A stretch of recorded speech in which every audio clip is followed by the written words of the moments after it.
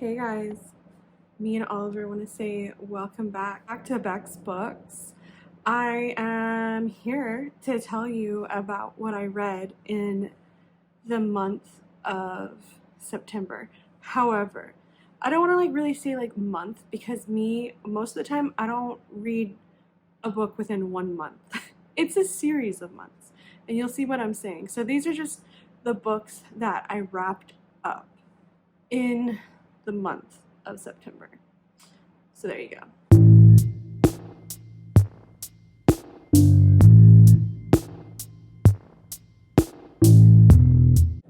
I have written down my thoughts about these books to talk to you about here today. And we'll start with the first book that I finished in the month of September, specifically September 3rd. However, I was reading this book from August 14th to September 3rd, so it barely made it over into the September month, and that is The Guest List by Lucy Foley. I'll put a picture here. There it is. So this book takes place off in Island Coast off of Ireland, and the narrator is very evidently Irish. And if you've been following me for a little while, you know that my father is an immigrant from Ireland and I'm first generation American on his side. So I really enjoy reading about Ireland, learning about my lineage. So that right there immediately made me feel drawn to this book and excited to listen to it, because I did listen to it as an audiobook. If you were to read it in physical format, though, it is 330 pages long. I would say it's Agatha Christie meets Lord of the Flies. There's this murder mystery and there's a wedding taking place, but there's this backdrop of a bunch of boys that went to a school together at an all-boys school, so there's definitely that Lord of the Flies ambiance. So I've never read Agatha Christie's work, really want to, but I haven't, and I hated Lord of the Flies. But I really loved this book. I feel like the author tied in a bunch of different elements really, really well, and I don't know, I liked it. I gave it 4 stars. So I think it was barely in that 4-star bracket, because at some points it did take a little bit of a time to build up. There may have been a few cheesy moments, but overall, I absolutely loved it. I felt like the aesthetic was there. It builds up. You're waiting to see what happens. And there's things that make you really mad. And plus the narrator, I felt like it was so cozy. This is the type of book that is perfect to have on a rainy day and you're wrapped up in a cozy blanket and you have a warm cup of tea, and this is the book you decide to pick up. It's perfect for that ambiance. All right, so that is the first book I read in September, or finished. We're learning to say these things differently, but finished in September. The second book that I finished in September, I finished on September 4th.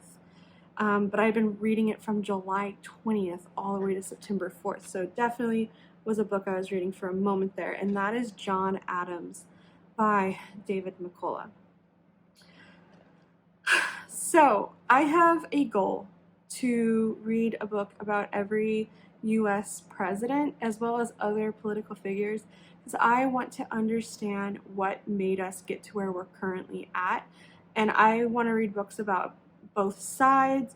I really want to comprehend what's really going on. I want to have like a 360 view of everything as much as I can, to where I can make, better informed decisions, not just like going off of like today, but understanding, I guess, the foundation, the building blocks. So that's why I really want to read a book about each president. We had a pause there and there might be a bit of an angle change, but I'm using my new ring light, but for some reason the phone starts to fall. But yeah, I read John Adams by David McCullough in physical format, and I got attached to John Adams with all of his nasty hairness here. Look at those like stray hairs in the background. But David McCullough is an amazing historian. You get a lot of world history. I had no idea when I opened up this book and started reading how much I was going to learn about the world, not just America's history. And I really liked that because what was happening around the world, got a little shaky there, what was happening around the world was impacting the US. I mean, they're all tied together. They all impact each other. So I definitely want to read more from David McCullough just because of how much time and effort it was obviously put in, and he really takes the time to give you a full understanding of why people would be making the decisions they made or the mistakes they made, taking into account wars happening, and you know, it talks about like why certain countries were America's allies and why other countries weren't, and it talks about people that are not as well known that made a lot of sacrifices in that time frame, but they died and they just never get the same clout that other people did that survived the war. Whenever the United States was getting its independence, and it talks about how John Adams was an ambassador representing America in France.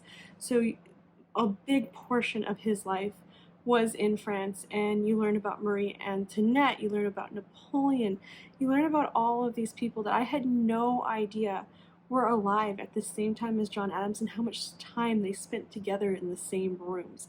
That was absurd to me. I had never thought about that.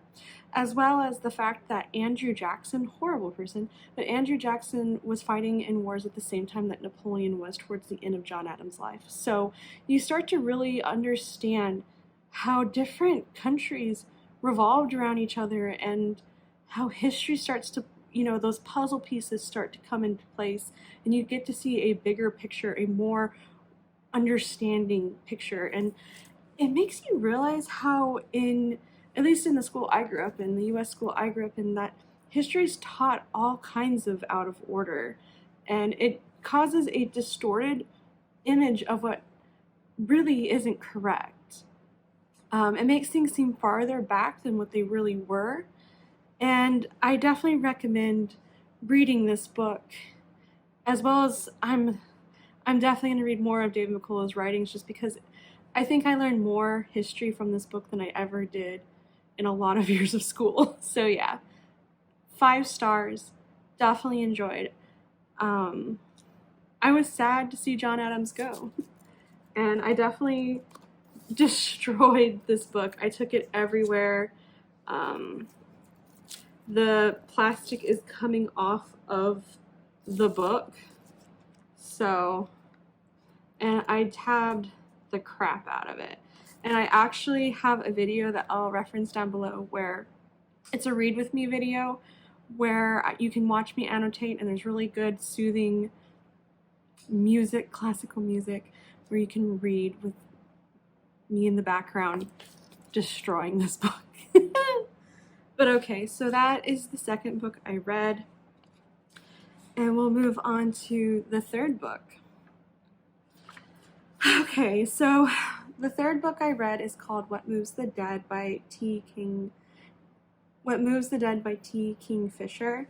I listened to this book as an audiobook. It's very short.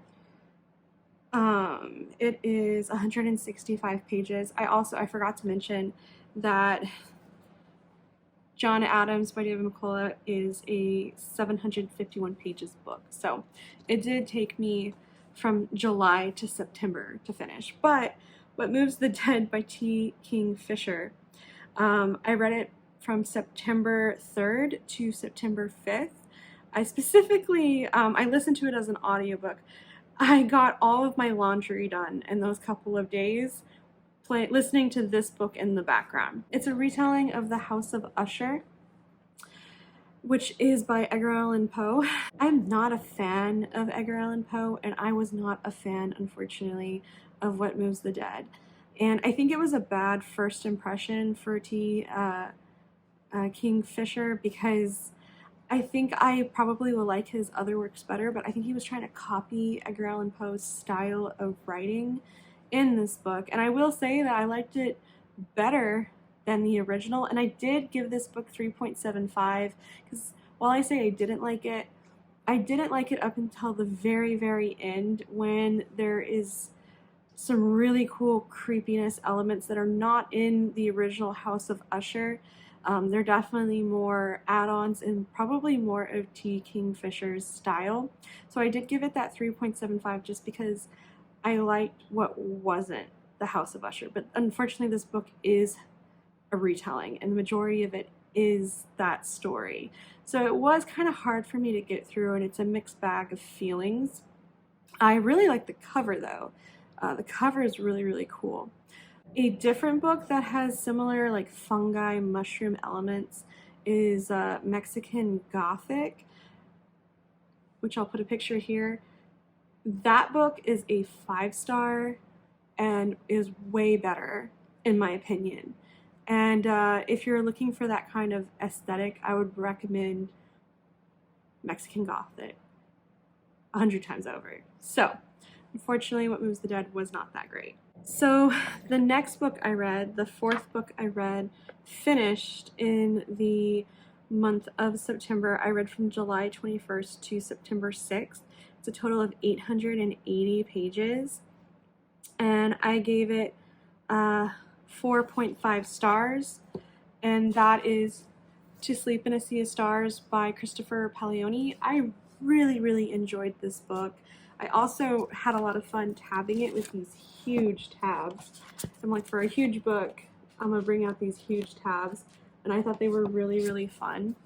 I know there's mixed opinions about this book, and I think that this isn't for some people if you're not into sci-fi, because there is, okay, let me just like list off about the book, and then I can kind of explain.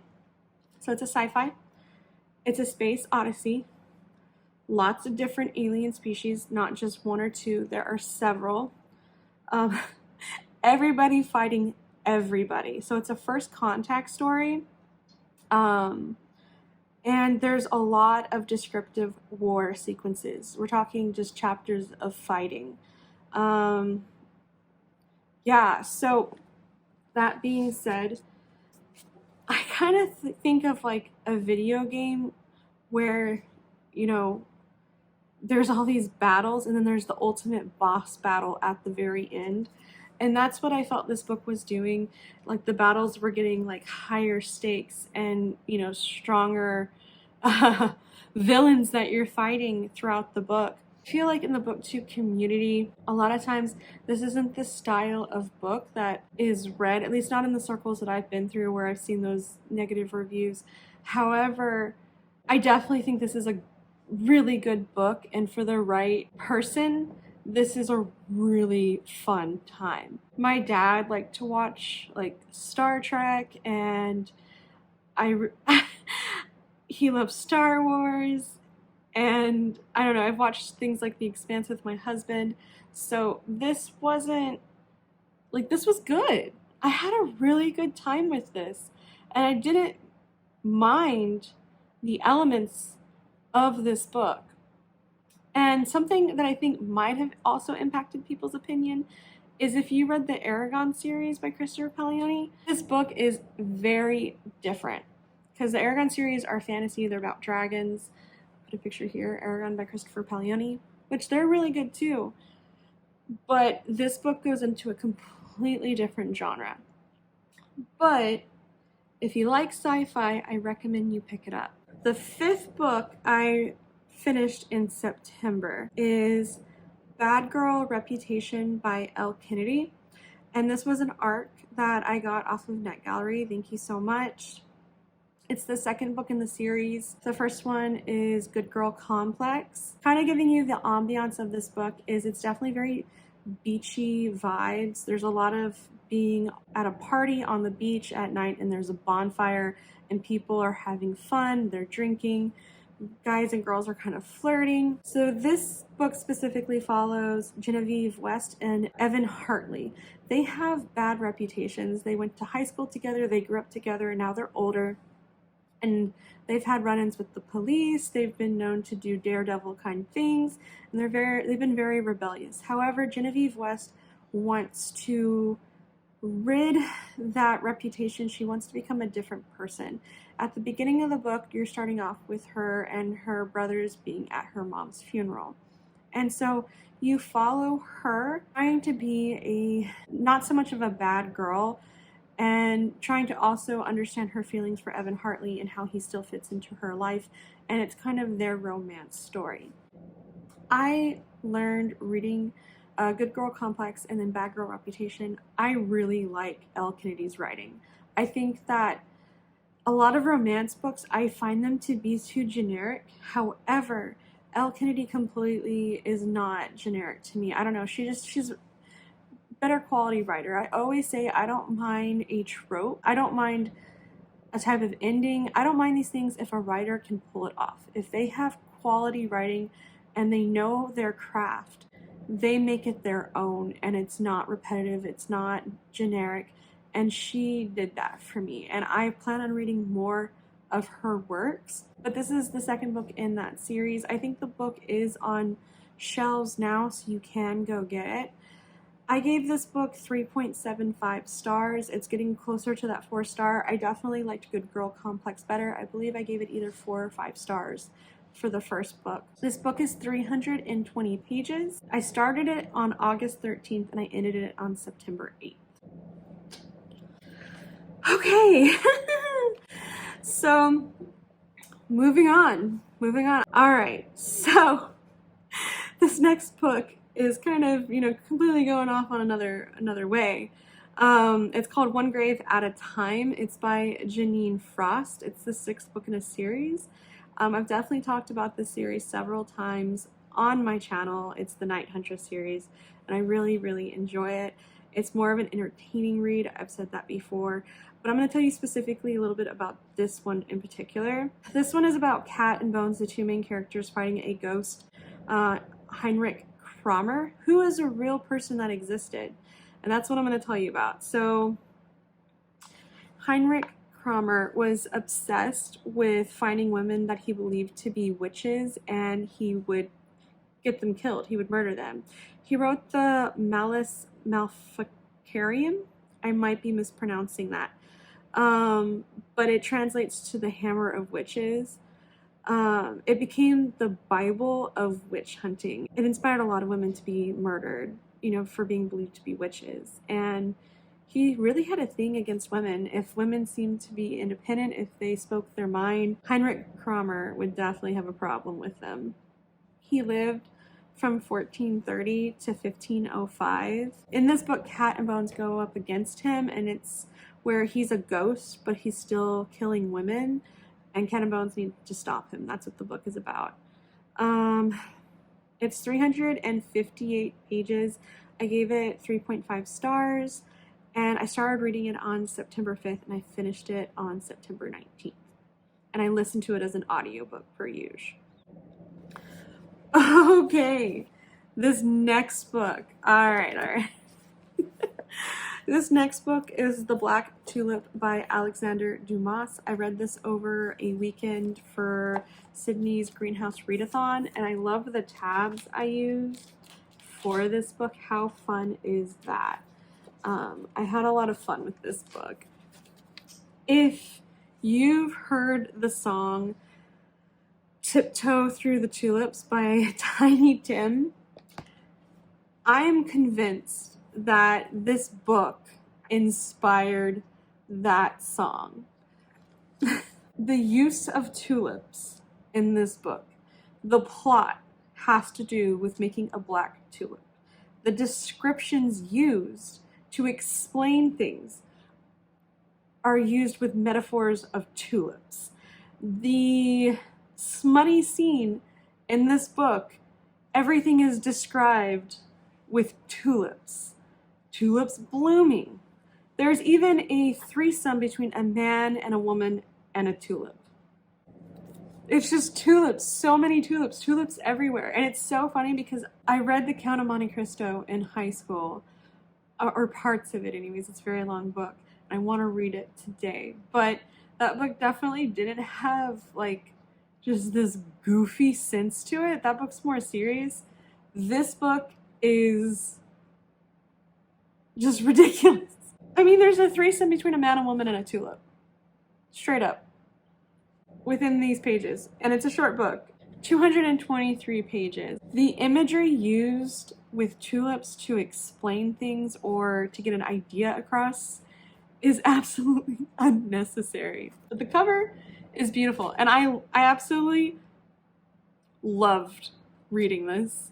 Yeah. Tiptoe Through the Tulips by Tiny Tim. Search it on YouTube. I'll put a link to that video down below. That guy is so weird. And that song is absolutely hilarious. It's used in a lot of horror movies now. But how the lyrics go, through the window, through the tulips with me, or whatever, kind of like that. There is a scene in this book where this guy goes through a window into a tulip garden. So I'm absolutely convinced that Tiny Tim, or whoever, if it was somebody before him, read this book, and even if it was subconsciously, this book inspired that song. You can't tell me otherwise.